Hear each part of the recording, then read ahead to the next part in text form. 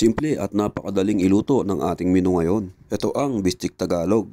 Tara, simulan na natin. Bali, ang ginamit ko nga palang karne dito ay yung pork chop pero manipis yung pagkakahiwa. Bali, minarinate ko nga lang pala ito sa toyo, lemon, bawang at paminta. At pagkatapos nga ay naghintay lang ako ng 30 minutes bago ipirito. At pagkatapos nga ng kalahating oras, nagsimula na ako nagpirito. Madali lang itong lutuin kasi sa sobrang nipis ng pagkaka-slice nito. At inulit ko lang yung proseso sa mga natitira pang karne na nakababad.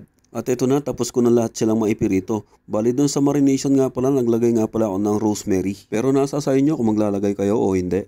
Nagisa na nga pala ako ng bawang sibuyas gamit yung mantika na pinagpirituan natin kanina. At sumunod naman ay nilagay ko yung liquid na pinagbabaran. Hinalo-halo ko lang to at tinentay kong kumulo. Nag-add nga rin pala ako dito ng konting oyster sauce. Pero depende pa rin yan sa inyo kung maglalagay kayo. Kapag ikaw ang may hawak ng sandok sa kusina, ikaw na bahala kung anong gusto mong gawin. At i-adjust mo yung lasa na gusto mo. Nilagay ko na nga pala yung pork chop na ipinirito natin kanina. At hinalo-halo ko lang hanggang ma-absorb yung sarsa. At yung pampinali ay yung white onion. Dinagdagan ko nga pala ito para mas masarap. At heto na ang Bistik Tagalog. Kanyaman! Tara, kain tayo!